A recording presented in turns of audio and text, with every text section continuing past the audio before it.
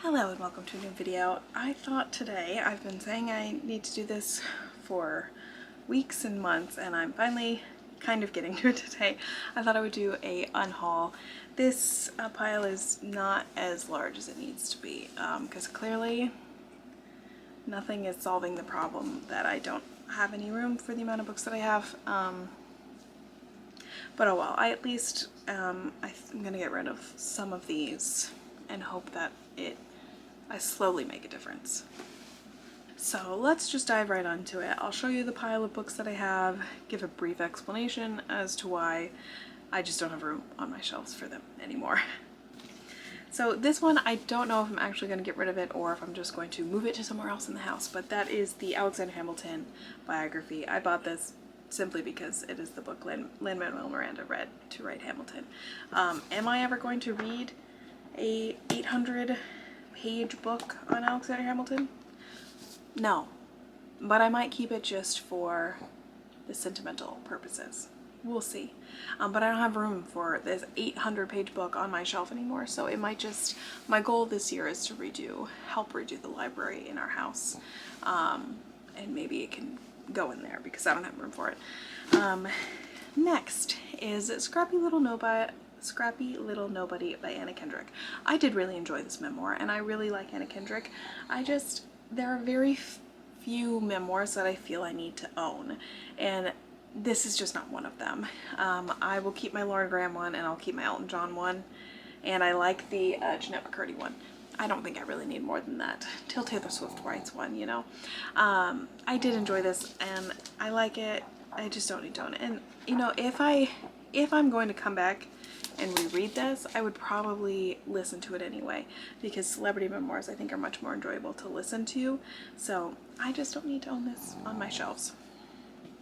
I think one of the hardest parts for me trying to get into like what books to keep and what books to get rid of is a lot of the times I don't want to get rid of any books that were gifted to me or that I won in a giveaway or whatever it is, and I think I need to stop that. If I'm not going to read it, whether or not I won it in a giveaway doesn't mean I need to keep it. So that's one of these books. That's actually a couple of these books. This is The Coming of Age of Elizabeth Bennet. It's like a retelling of Pride and Prejudice by Caitlin Williams. I won this in a giveaway or was gifted it on Instagram, and I'm not gonna read it. I'm not gonna read it. It sounds really interesting. It's just not something I'm as interested in anymore, and I think I just don't necessarily need to have it on my shelves. I like the idea of a Pride and Prejudice retelling, and like mixing it up like that. It's just not something I see myself picking up anytime soon. So I think I'm gonna go ahead and pass it on to maybe someone who might like it better than me. Next, this is another one I'm not actually completely sure on, but it's in the pile anyway, and we'll go from there, and that is Everything by Nicola Yoon. This book just takes me back. This was so popular, it was so famous, it got a movie. It was all well and good. I liked the book when I read it. I read it like in an evening. It was such a quick read. I have reread it since then. I enjoyed the movie. I just don't know if I need to own it, you know? Like, I enjoyed it. Oh my god, I bought this at the bookstore I worked at in high school. It has one of their stickers on it. That's actually makes me kind of sad because they don't even exist anymore. This sticker was printed May 22nd, 2017. So I just think maybe I don't need it anymore. If it was bought in 2017, like, it's not necessarily something I'm going to ever reread again. It was great in the moment, and I still look at it like with fondness. I think it's a good book. I just don't think I'm ever going to read it again. So I don't think I need it on my shelves. This is one I won in a giveaway. I don't know why it was given to me. Ryan Higa's How to Write Good. I think he's a YouTuber. I've never even opened this book, so I don't know. That one I have no explanation for. I won it in a giveaway. All the other stuff in that giveaway I'm keeping, but that one I don't know why that was included, like how it fit in with the theme of the other stuff, and I don't actually know who that guy is. So next, This is a book called A Constellation of Roses by Miranda Acevedo. I've kept this one for a long time because it was a gift, and it is no insult to the person who gifted it to me. I just don't think I'm ever going to pick this up. It's been on my shelf for a long time, and it doesn't sound bad, but it is, I don't even think, I don't remember if it, like, what genre it is. I think it's just a YA contemporary. A girl who ran away, something with her aunt. Yeah, I think it's just a contemporary, and I just doubt that I'm going to pick it up anytime soon. It was for a long time I kept it because the cover is really beautiful and because it was a gift, but just not necessarily a genre or a book that I will probably pick up anytime soon. That's not to say it might not be really good, but I'm gonna pass it on to someone who might like it more than me. Next, this is one I'm also not sure about, and that is The Spanish Love Deception by Elena Armas. I have owned this for a long time, and I don't think it's not that I am not interested in romance contemporaries, because it's like my most read genre, but I just am a little turned off from this one because I've heard so many like mixed reviews, and I myself haven't read an Elena Armas to know if she's an author for me. So I might just let go of it because I know that there are people who really like her and really like this book, so maybe someone else would rather have it on their shelves, and then if I decide I really want to read it, of all the contemporary romances on my TBR, I decide this is the one I need to read, I'll rent it from the library. It does sound really good. It's a best friend's, or brother's best friend. Or is it? Or am I making that up? It might not actually. I think it's just fake dating. But like I said, I've heard mixed reviews, and I have a lot of books on my shelves, and so I'm trying to pick the ones that I actually need to keep. So I think I'm just gonna let this one go.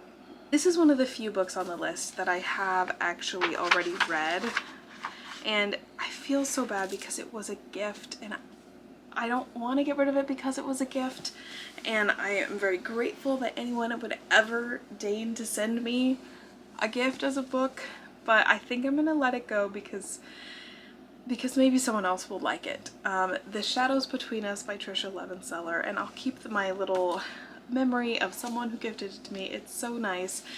I hated this book. I hated this book, and I am not a very picky reader. I'm not. I'm just going with the vibes, and everything about the setup of this book sounds like something I would love, but the execution and the actual content and quality of the writing was so incredibly bad that, like, I don't want it on my shelves. I'm sorry, which is crazy because I like the Trisha Levenseller books I've read otherwise. I don't know why this one just did not hit it for me. But this main character, I don't even remember her name, Alessandra, she made me so angry. It was just such a lack of quality in the writing. The premise is that she is going to infiltrate the palace and become engaged to the king, or like, I don't know, I don't remember her plan exactly, but her goal was to kill the king.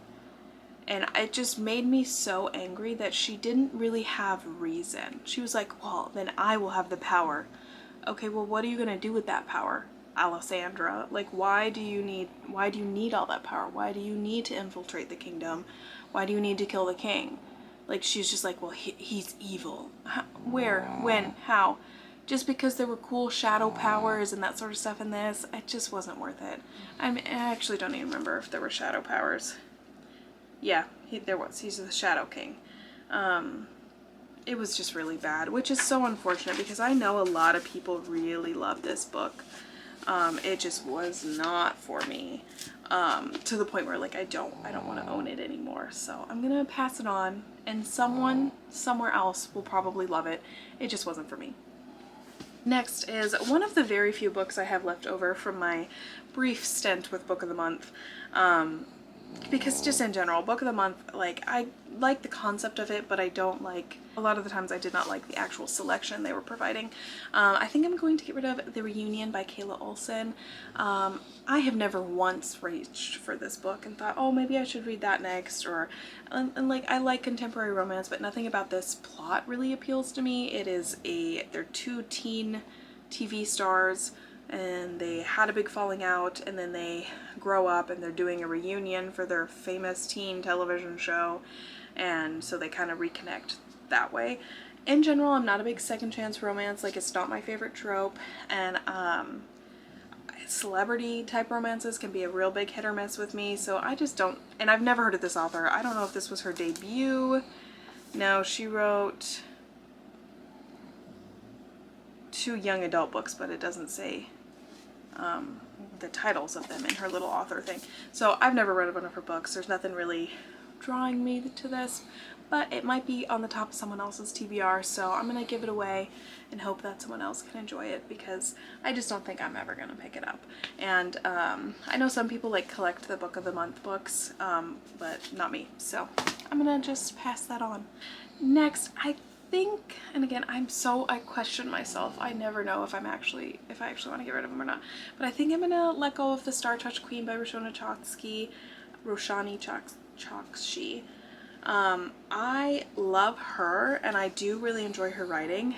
But like, if I'm gonna have her books on my shelf, I would rather just keep Arrow Shaw and complete that series than have some of her other books. I did really enjoy this one when I read it, but I don't necessarily see myself like going back and rereading it. And I think there was a sequel. I think that's this A Crown of Wishes, but I don't even remember if it was like a dual, like if they're actually like just in the same universe or if they actually went together.